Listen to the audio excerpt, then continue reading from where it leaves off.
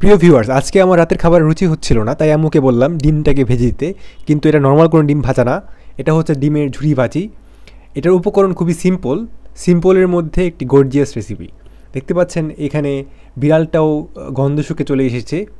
তো দেখতে পাচ্ছেন এখানে প্রথমে আম্মু একটি কড়াইয়ের মধ্যে তেল নিয়ে সেখানে পেঁয়াজ, শুকনা মরিচ এগুলোকে ভালোভাবে নাড়িয়ে কিছুটা বাদামি বর্ণ করে নিল। তারপর যেহেতু আমরা তিনজন মিলে খাবো, তাই এখানে মোট 3টি ডিম দিচ্ছে। এটি তৈরি করা খুবই ইজি।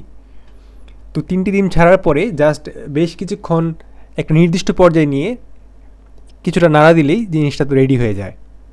এটা শিখে রাখুন, কেননা অনেক সময় আমাদের রাত্রেবেলা খাবারের রুচি হয় না, বা কোনো একটা নির্দিষ্ট তরকারি দেখে মনে হয় যে না, এই তরকারিটা আজকে একটু খেতে ভালো লাগছে না, একটু রুচিটা চেঞ্জ করা দরকার। তো তখন আপনারা এই ইজি রেসিপিটা ফলো করতে পারেন। দেখতে পাচ্ছেন হালকা একটু লবণ নিয়ে আস্তে আস্তে সমস্তগুলোকে চারপাশে ছড়িয়ে আর মাঝখানে ডিমটাকে কুচি করে নিচ্ছে।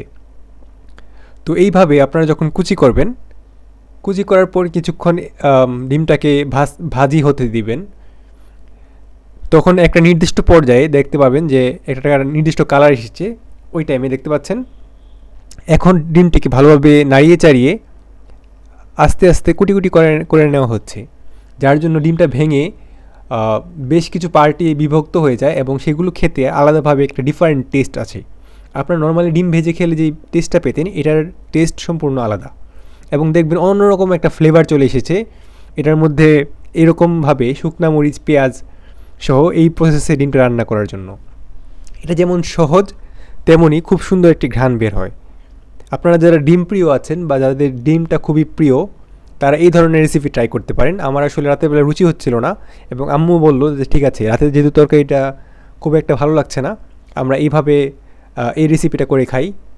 তো এবার খাবার পরিবেশনের পালা। দেখতে পাচ্ছেন কত সুন্দর হয়েছে এই ঝুরিবাজিটা, এটা হচ্ছে এটার ফাইনাল রূপ। তো ফাইনালি পরিবেশন করার পর দেখতে পাচ্ছেন কত ইয়ামি লাগছে এটিকে, এবং এটিকে এখন আমরা 3জন মিলে ভাগ করে খাবো।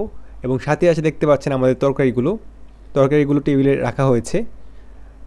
তো এইখানে দেখুন বিড়াল বাবাজি নিচে এসে বসে আছে, কখন সে কিছুটা অংশ পাবে খাবারের। তো আমরা তাকেও রেগুলার খাবার দিই। যা হোক, এবার আমরা খাওয়া শুরু করব।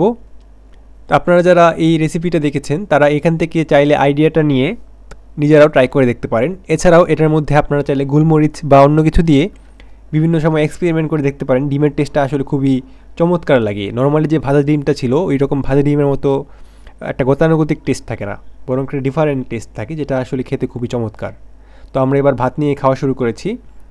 আমরা এবার খেতে চলে যাচ্ছি। সকলে ভালো থাকবেন এবং ভালো লাগলে কমেন্ট করে জানাবেন। আল্লাহ হাফিজ।